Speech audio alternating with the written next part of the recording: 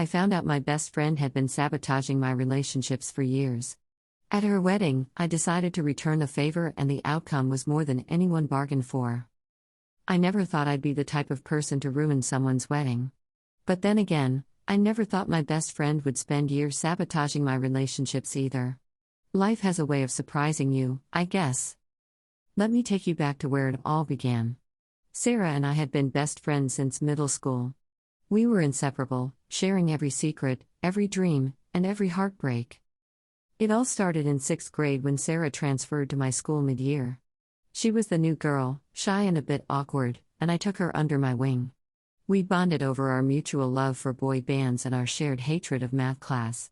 By the time we hit high school, we were joined at the hip. Sarah was always the prettier one, the one who got more attention from boys. But I never minded. I was happy being the funny sidekick, the shoulder to cry on after breakups. I had my fair share of crushes and dates, but nothing ever seemed to stick. I'd always been unlucky in love. Every relationship I had seemed to fizzle out just when things were getting serious. There was always some misunderstanding, some red flag that my partner would suddenly discover about me, or some external force that would drive us apart. I chalked it up to bad luck and kept trying, with Sarah there to console me after every breakup. Looking back, I should have seen the pattern.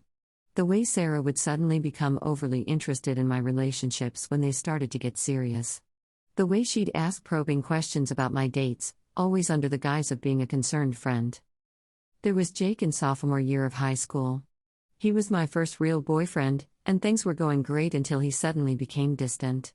When I confronted him, he mumbled something about hearing I was clingy and possessive.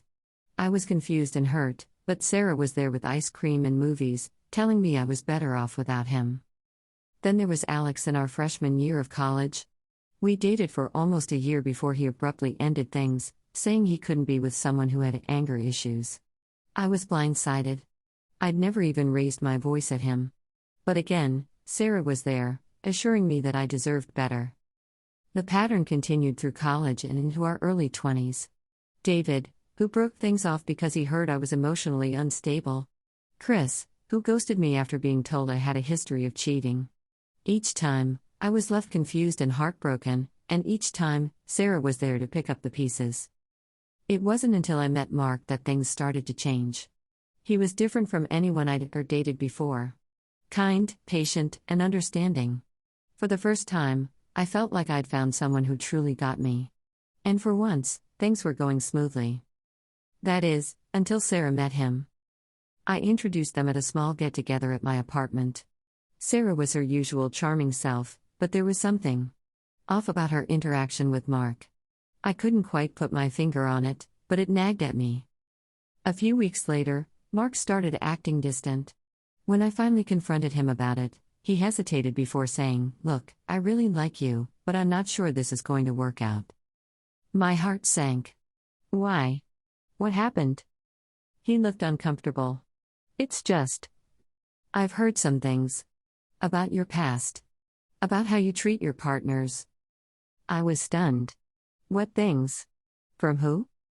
He shook his head. "I can't say. I promised I wouldn't. But it's made me realize that maybe we're not as compatible as I thought." I was devastated. But more than that, I was confused. What could he have possibly heard about me? And from whom? It took me a while to piece it all together. Little comments Sarah had made. The way certain exes had suddenly changed their behavior towards me. The timing of various breakups. I started reaching out to my exes, something I'd never done before. Most ignored me, but a few were willing to talk. And what they told me shook me to my core. Jake told me that someone had shown him texts supposedly from me, talking about how I wanted to control his every move. Alex admitted that a friend had warned him about my alleged anger issues, complete with a story about how I'd once thrown a plate at an ex during an argument. An argument that had never happened. With each conversation, the puzzle pieces started to fit together. And at the center of it all was Sarah.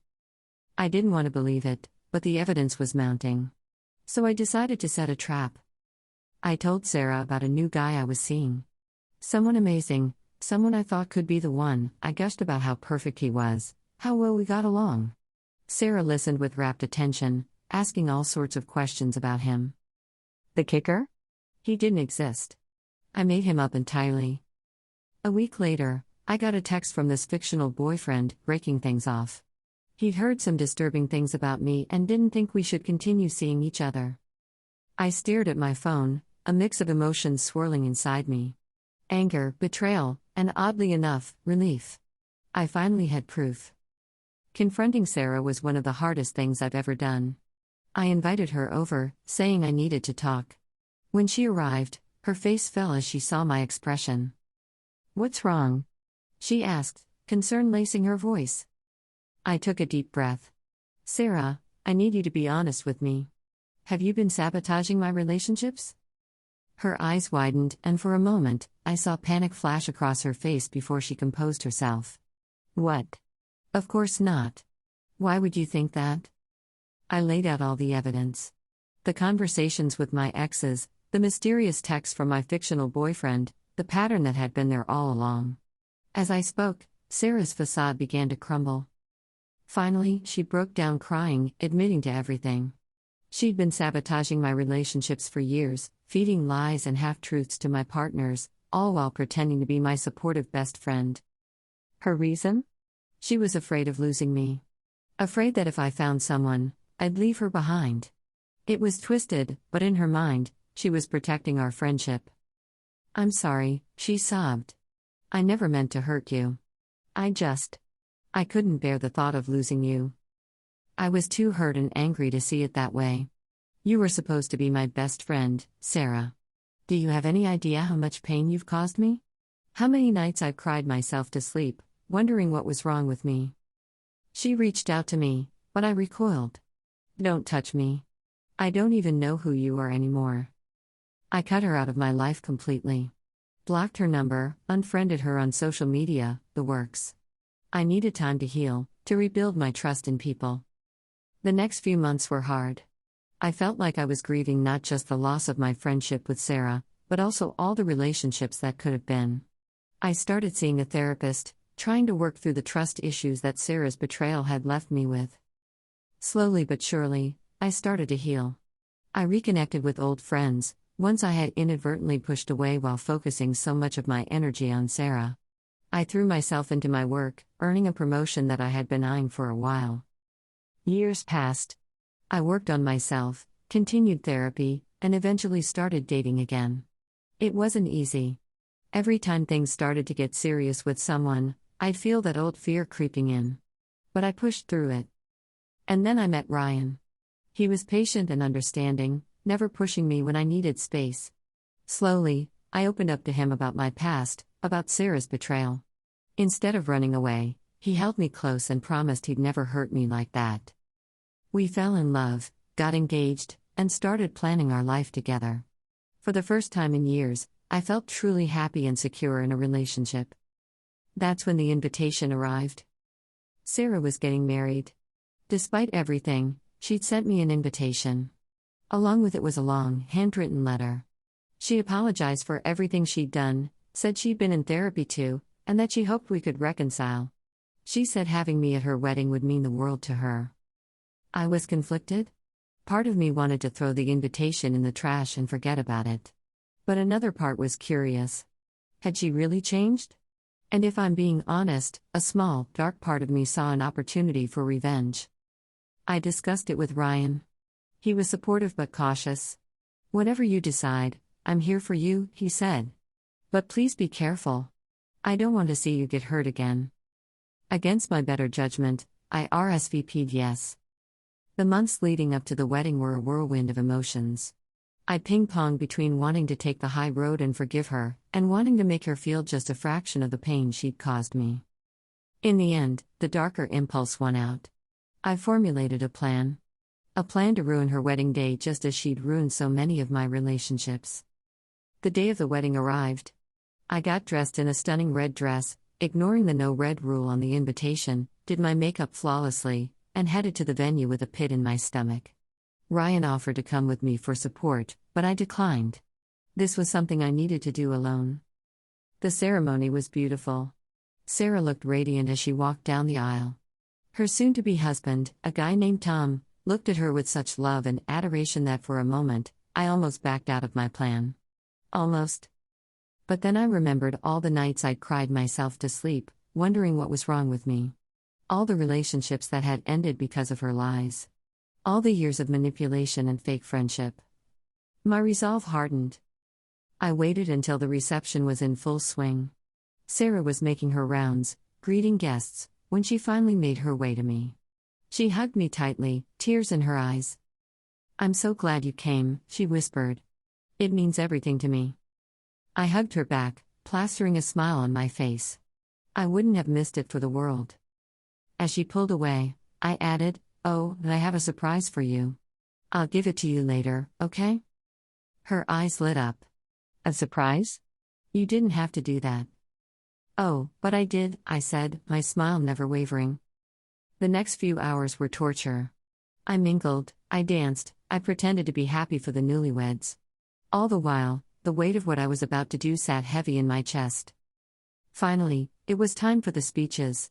The best man went first, then the maid of honor. Both gave touching, funny speeches that had the crowd laughing and crying in turns. Then, to everyone's surprise, I stood up and clinked my glass. The room fell silent. "I'd like to say a few words, if that's all right," I said, looking at Sarah. She nodded, beaming at me. I took a deep breath and began. "Sarah and I have known each other for most of our lives. We've been through so much together. Ups, downs, and everything in between." I paused, looking around the room. In fact, Sarah has played a crucial role in many of my relationships over the years. I saw Sarah's smile falter slightly. She's always been there, offering advice, a shoulder to cry on. She's been involved in ways I never even knew. I locked eyes with her. Until recently, that is. The room was dead silent now. Sarah's face had gone pale. You see, Sarah had a unique way of being supportive. Whenever I'd start dating someone new, she'd make sure to tell them all sorts of interesting things about me. Like how I was emotionally unstable. Or how I cheated on my exes. Or how I had anger issues. Gasps and murmurs rippled through the crowd. Sarah was shaking her head, her eyes wide with panic. Of course, none of it was true. But it was enough to plant seeds of doubt. Enough to end relationship after relationship. All while she pretended to be my best friend, comforting me through each breakup that she orchestrated. I turned to Tom, Sarah's shell-shocked husband. "I wonder, Tom, what has she told you about her past? About her friends? About me? Because I can guarantee that whatever it is, it's probably not the whole truth." Security started moving towards me, but I wasn't done. "Sarah, you asked me once why I could never make a relationship work. Well, now everyone knows the answer. It was you. It was always you." I raised my glass. To the bride and groom. May your marriage be built on a stronger foundation than our friendship was. With that, I downed my champagne and walked out, leaving chaos in my wake. The aftermath was explosive. Tom was demanding answers from a hysterical Sarah. Guests were whispering and staring. Sarah's parents were trying to calm everyone down. I made it to my car before the tears started. I wasn't crying because I felt bad about what I'd done. I was crying because of how good it felt. The relief of finally exposing the truth was overwhelming. My phone started blowing up with messages and calls. I ignored them all and drove home. Ryan was waiting for me when I got there. One look at my face and he knew. He didn't say anything, just held me as I cried. The next few days were a blur. Sarah's wedding was the talk of the town, but not for the reasons she'd hoped. Their honeymoon was cancelled. Tom moved out, demanding an annulment. Sarah's carefully crafted image was in shambles.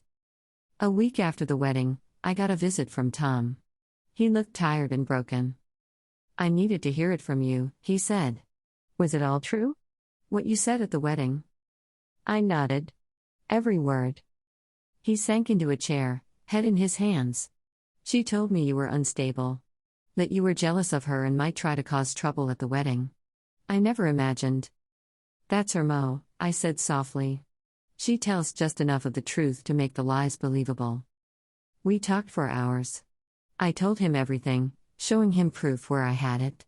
By the end, he looked simultaneously relieved and devastated. "Thank you," he said as he was leaving. You saved me from making the biggest mistake of my life. As for Sarah, I heard through the grapevine that she'd left town. The last I heard, she was in another state, starting over. Part of me hoped she'd learned her lesson, that she'd become a better person. But a bigger part of me hoped she'd stay far, far away. Months passed. Life went on. I threw myself into my relationship with Ryan, my career, my friendships. Real friendships, this time. Ryan and I got married in a small, intimate ceremony. As I said my vows, I couldn't help but think about how different this day was from Sarah's wedding. There were no lies here, no hidden agendas. Just love, pure and simple. We bought a house, adopted a dog, and started talking about having kids. Life was good. Really good. Then, about a year after my wedding, I received a letter. No return address, but I recognized the handwriting immediately. Sarah. For a long time, I just stared at it, unsure whether to open it or toss it in the trash. Ryan found me sitting at the kitchen table, the unopened letter in my hands. You don't have to open it if you don't want to, he said gently. I looked up at him, tears in my eyes. I think I need to. For closure, if nothing else. He nodded, squeezing my shoulder supportively as I tore open the envelope. Inside was a single sheet of paper. On it, in Sarah's neat script, were 2 words. I'm sorry. I stood there, that small piece of paper feeling impossibly heavy in my hands. All the anger, all the hurt, all the vindication I'd felt. It all came rushing back. But along with it came something else. Something I wasn't expecting. Forgiveness. Not for her sake, but for mine. I realized that holding on to this anger and resentment was only hurting me. Sarah had already lost everything, her husband, her reputation, her home. My revenge at her wedding had been more than effective. Continuing to hate her was only poisoning my own happiness. I took a deep breath, folded the letter, and tucked it away in a drawer. Then I went to my computer and started typing. Dear Sarah. I got your letter. 2 words aren't enough to fix what happened between us, but I understand that they might be all you have right now. What you did to me over the years was cruel and inexcusable. You betrayed my trust in the worst way possible and caused me pain that I'm still dealing with. But I want you to know that I'm healing. I'm moving forward with my life, and I hope you're doing the same. I don't hate you anymore. I'm not angry. I'm just done. I hope you've gotten the help you need. I hope you've learned from this experience. Most of all, I hope you never do to anyone else what you did to me. Take care of yourself, Sarah. And please, don't contact me again. Goodbye.